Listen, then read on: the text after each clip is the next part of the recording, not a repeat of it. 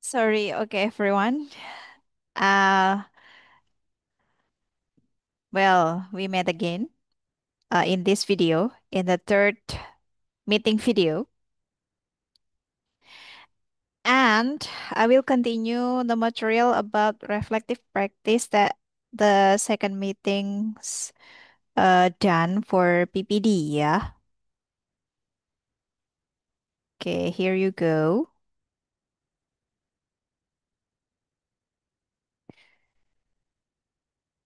Okay. Yeah, the last time we already talk about PPD, personal professional development. And in this occasion, we will continue.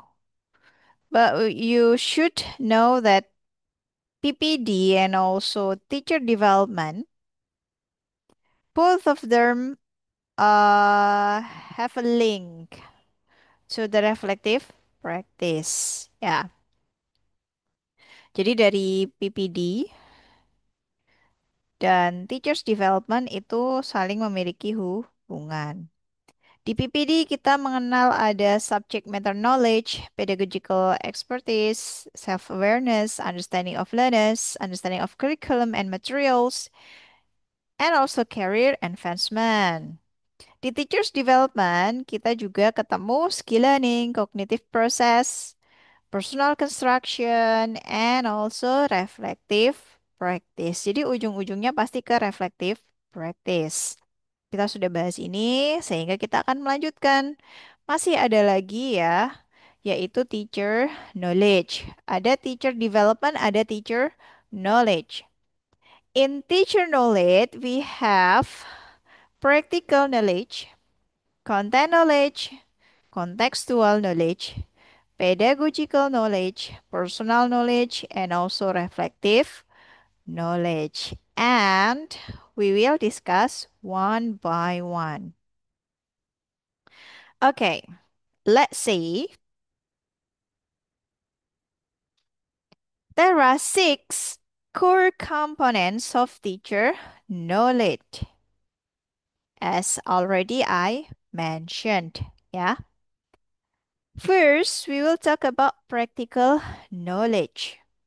Teacher's knowledge on classroom techniques and strategies. Tentu saja karena judulnya practical knowledge, pasti ini ada hubungannya dengan kemampuan guru dalam praktek mengajar. Ketika kita membahas tentang kemampuan guru dalam praktek mengajar, eh, perangkat-perangkat pengajaran tentu saja akan sangat berpengaruh. Dan ini juga akan mempengaruhi kondisi kelas gitu ya. Bagaimana strategi dan teknik, metode yang akan digunakan oleh guru pada saat mengajar gitu ya. Itu semua terangkum dalam practical knowledge gitu ya. Nah, tentu saja dalam hal ini guru harus mampu begitu ya. Bagaimana kemampuan guru ini menganalisis kondisi kelas, kemudian kondisi siswa, dan materi yang akan disampaikan kepada siswa gitu ya. Karena menentukan teknik dan strategi ataupun penggunaan metode ajar yang tepat kepada siswa kita di kelas itu sangat mempengaruhi bagaimana nanti materi ajar bisa tersampaikan dengan baik sesuai dengan learning outcomes-nya gitu ya. Kemudian ada lagi content knowledge. Di dalam content knowledge, teacher's understanding of the subject he or she teaches. Untuk content knowledge ini ada hubungannya dengan materi-materi yang akan disampaikan oleh eh yang materi-materi yang akan disampaikan kepada siswa gitu ya. Nah,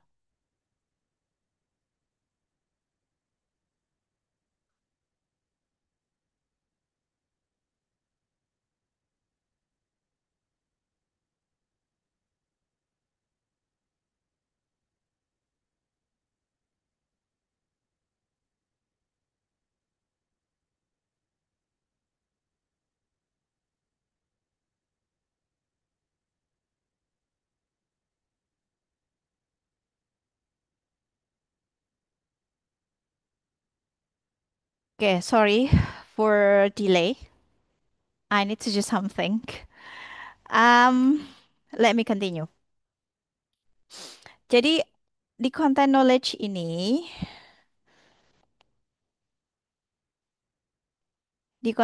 ini, everyone, guru tadi dituntut untuk bisa paham ya dengan apa? Dengan materi-materi yang akan diajarkan, gitu ya. Jangan sampai eh ada materi yang akan disampaikan guru malah tidak memahaminya, gitu ya. Nah, ini akan sangat berbahaya gitu ya. Sehingga guru itu memang harus mastery the materials gitu ya. eh Agar apa? Agar bisa tersampaikan semuanya. Kemudian ada lagi contextual knowledge gitu ya. Teachers' familiarity with the school context, norms, and knowledge of the learner's culture and relevant information.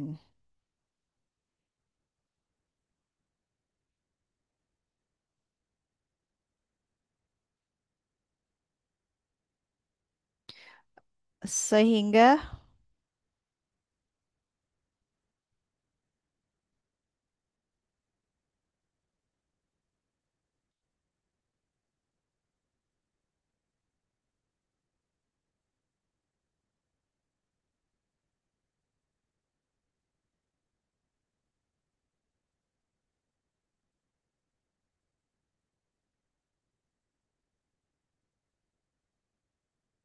em, sehingga di sini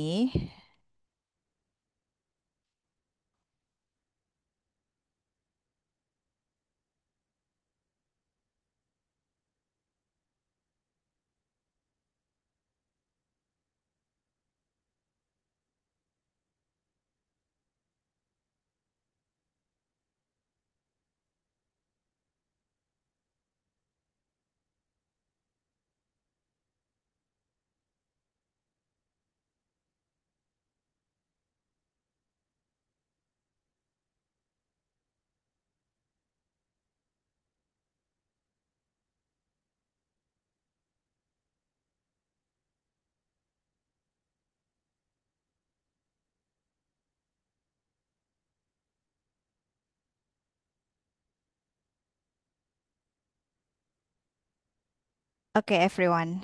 Uh, Let me continue. In this pedagogical knowledge, yeah, teachers. Sorry, we talk about the contextual knowledge, right?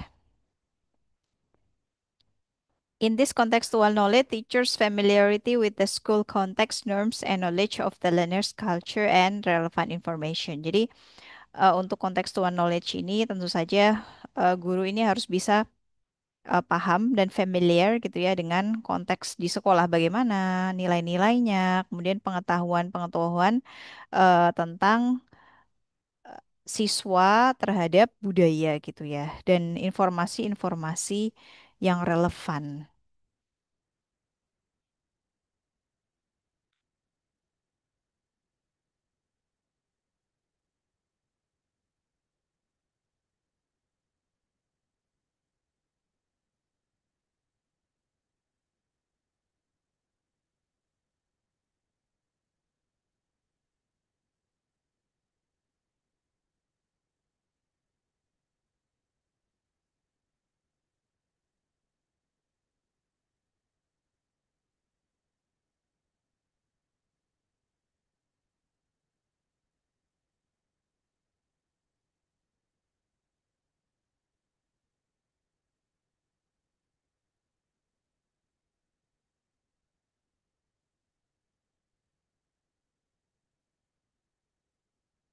Okay,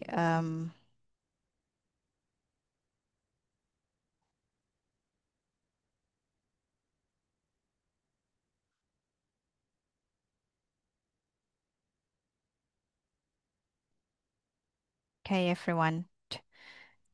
And I will continue for pedagogical knowledge. Teachers' ability to restruct restructure, plan, adapt, and improvise content knowledge ya. Nah, kalau pedagogical knowledge ini tentu saja em, guru ini harus mampu memahami pengetahuan tentang pengajaran gitu ya. Kemampuan dia menyusun ulang, kemudian membuat planning-planning mengajar, mengadaptasi gitu ya, kemudian mengimprovisasi materi. Ini mereka sebagai guru juga harus paham.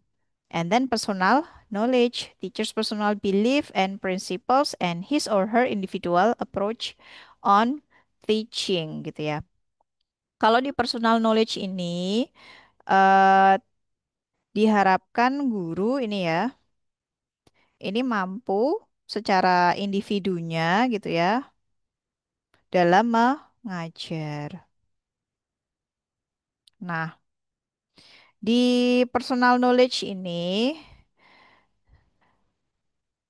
guru diharapkan paham gitu ya, paham tentang dirinya, paham tentang prinsip-prinsip pengajaran yang dia yakini gitu ya, dia gunakan dan juga bagaimana pendekatan dalam pembelajaran yang dipakai gitu ya. Review based on their own um, teaching, personal teaching gitu ya.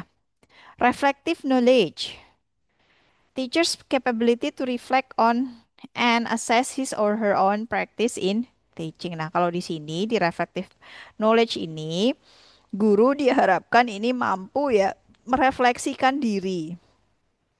Selain merefleksikan diri, juga mampu untuk apa? Menilai gitu ya dalam praktek mengajar mereka.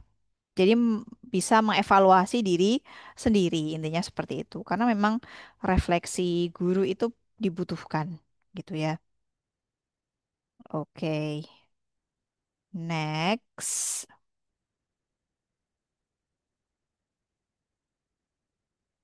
Oke, we will continue. Nah, sehingga dari apa yang sudah kita sampaikan, ini kita akan melihat ke operationalization-nya, gitu ya, dari teacher knowledge ini.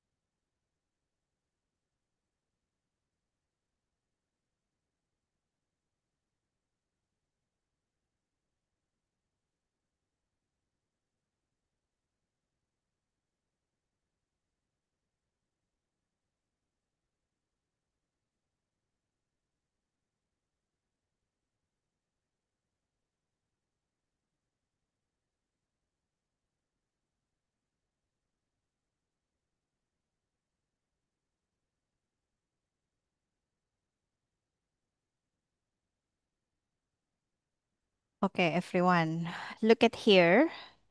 Jadi di sini ada pengetahuan, keterampilan, sikap nilai, pengalaman belajar, literasi gitu ya.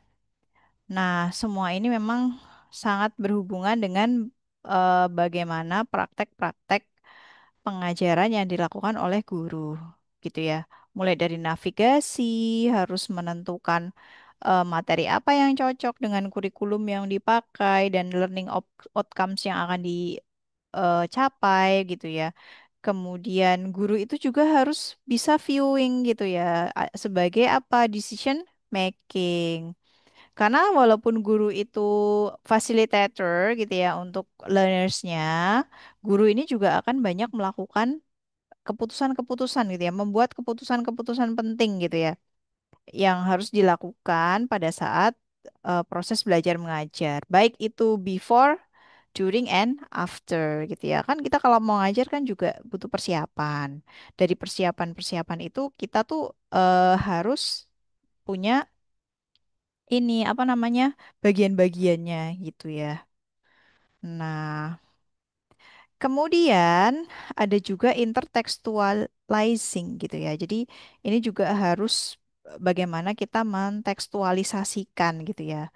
Lebih banyak evidence-nya. And then listening, speaking, reading, writing gitu ya. Social practice. Ini kan praktek-praktek, skill praktek bahasa ya yang kita ajarkan ketika kita mengajar bahasa Inggris.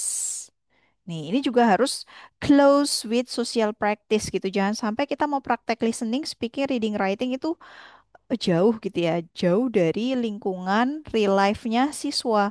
Kalau terlalu jauh, nanti ujung-ujungnya apa? Skill-skill ini malah susah untuk dipelajari gitu ya. Karena kan skill-skill ini tuh harus selalu diulang gitu ya. Ini bukan sekedar pengetahuan, tapi harus diulang dan harus selalu dipraktekkan gitu ya. Supaya apa?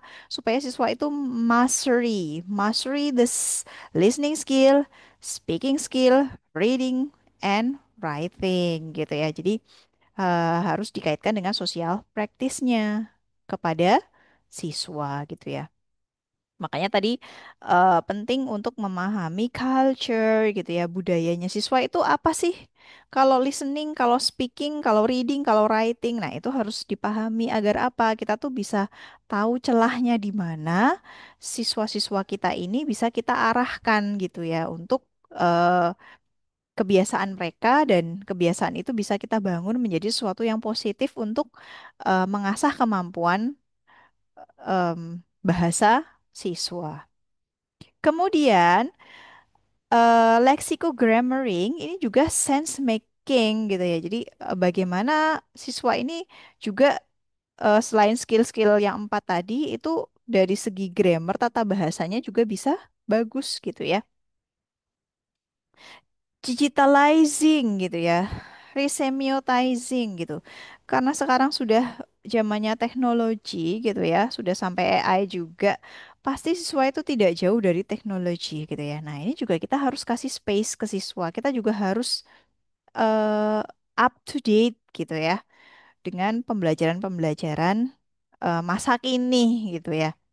Nah, ini sehingga jika kita gabungkan semua aspek-aspek ini akan membuat sebuah rekonstruksi gitu ya untuk guru dalam proses belajar mengajar.